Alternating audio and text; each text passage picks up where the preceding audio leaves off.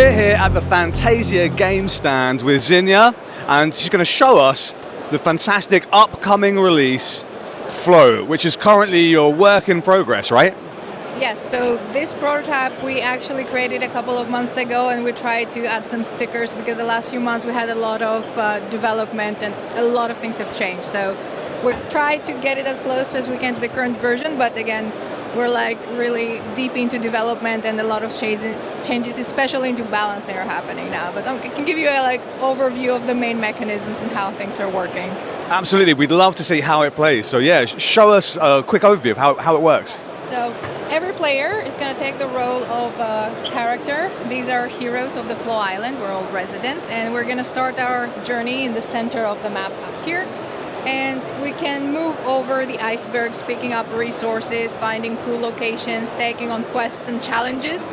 And this way we're getting some stuff that we can later use and visit the village of Floe. Here we have a few worker placement locations, and each one of them uses something special. We can build up new buildings in the neighborhood, find new allies to accompany us through the journey, get items. We can go to the noodle bar to eat some noodles, warm our belly.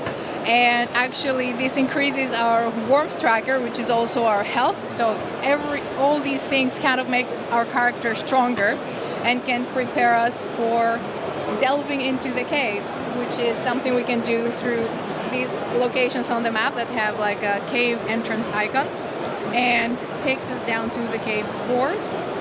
And each player has a separate meeple over here to track our progress.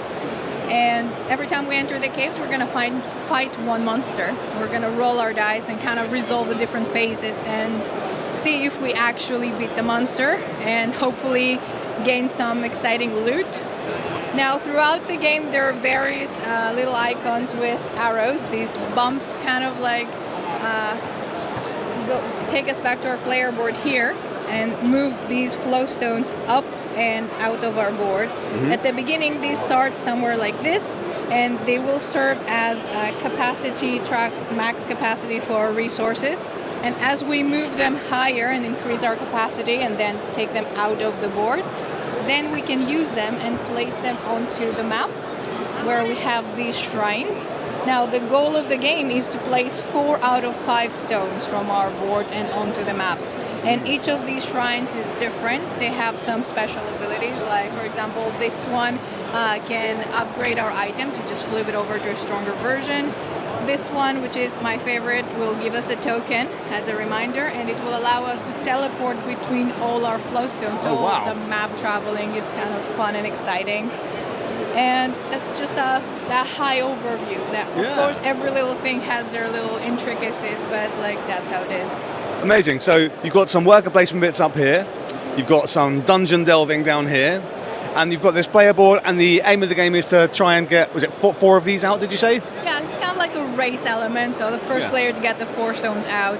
And of course this might be subject to balancing, but we'll see, maybe it will be depending on player count, of course. But a number of the stones should be placed, and that will trigger the end of the game. Got it. So once someone has 4 stones out, do they win, or is there a check for points or something like that? Or the current version, we're thinking about the instant game finishing, but again, it's part of the balancing that thing, how many stones or how exactly, if we're going to give each player the chance to finish the round, depending on the first player. But of course, we're going to make it fun for everybody. Of course. What have we got over here? What are these things over here? These trackers and this tracker here. Right. So this tracker over here, this is the warmth tracker. It is also our health. So every time we move, our hero has a free movement, or we can pay warmth to move further. Or when we delve in the caves, if we get damage from the monsters, the tracker will go down. Now, when we visit the noodle bars, we can remove one of these cubes, place it there to get some benefit, and then now our tracker has a higher maximum capacity, so that's how we get stronger.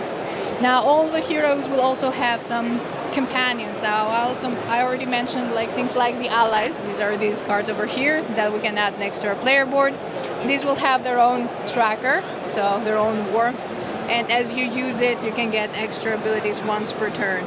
Similarly, you'll have your familiars. Every player has a different familiar. You can mix and match, of course, they're not player specific.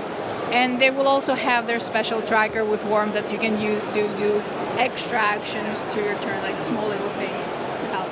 Nice. So you've got a health track, and we've got familiars that we can get.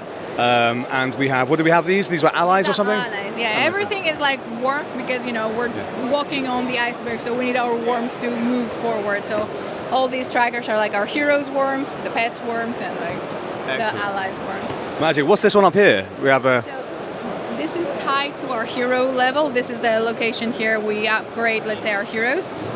When we upgrade our hero level, we can have more dice, so like moving this up. We have more dice when we go into the caves, and we also get some special abilities. So each hero, let me see these ones. So each hero will have a set of special ability tiles. So it's their own ability tiles tied to each hero. Cool. So like when you upgrade your hero in this location, you will get an extra die for the next and get one random ability that will do something special as you travel through your journey.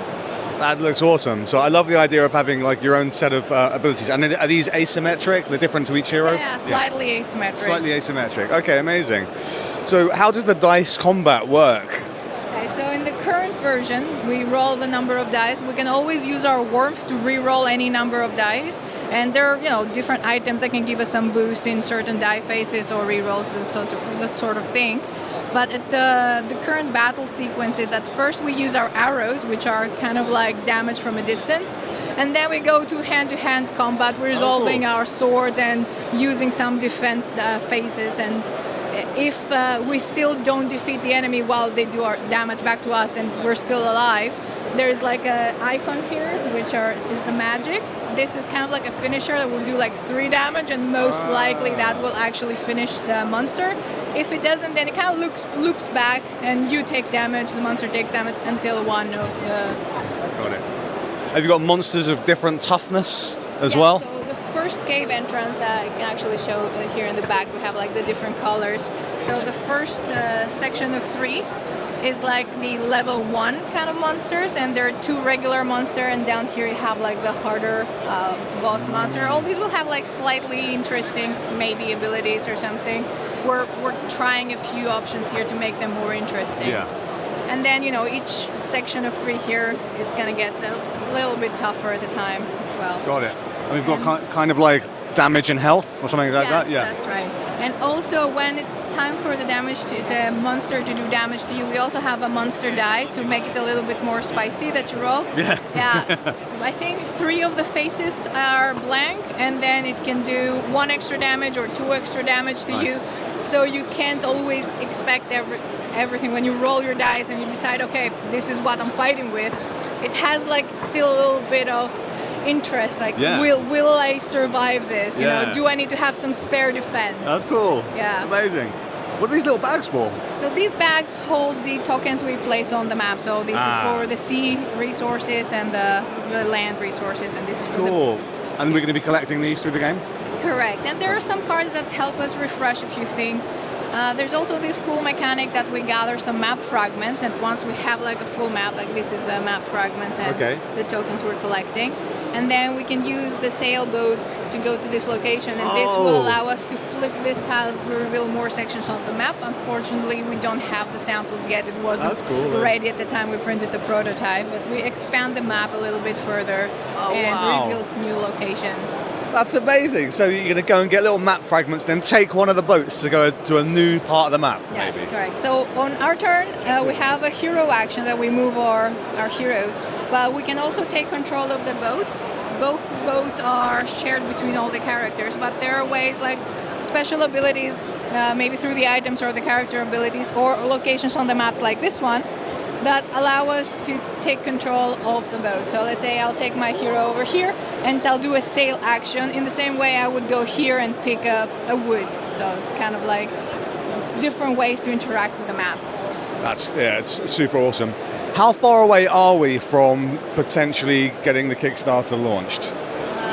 We are aiming for the Kickstarter in February, and I think it's a pretty solid plan right now because this was our first actual prototype, and most of the core ideas are locked. It's just we've been a bit delayed because while in development we're like, oh, there's this cool idea, let's try it out, let's add some quest cards.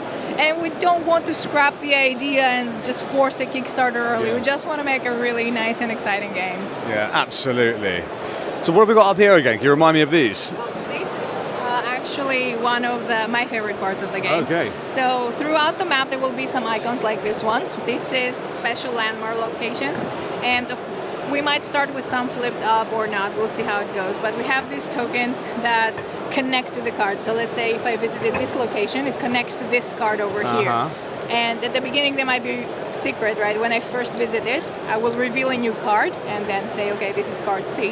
And it has activations depending on the player count. And you can do a couple of things. The first player that reveals it will do it for free maybe, and then you can get some resources, and if you have certain stats or roll a specific amount of dice, you can get extra loot. And if you can succeed in everything, you can also get a bump, which actually helps you proceed through the end game. Nice. Every time you use it, you move this little marker down, and once it's full, well, actually once it's exhausted, it will trigger a little event here, and this often is something like refill a map section or something that can interact with the area. Nice, amazing. So you're coming up here, doing tests, completing this stuff, getting bonuses, and potentially getting a new event, maybe new lands. That's amazing as well.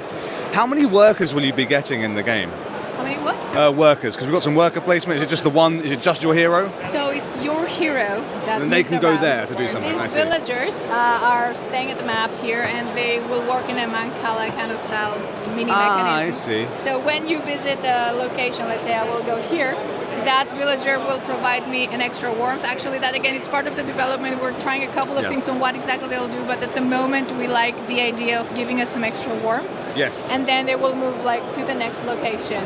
Now if I was to go here, they will move again in a Mancala style. So one will go here, one will go here, and they're the little villagers that kind of we meet when we go to a location to do something. And they'll like emphasize the action and make it better, maybe. Exactly. Right, cool. So we've got going to the noodle bar, we've got getting extra warmth.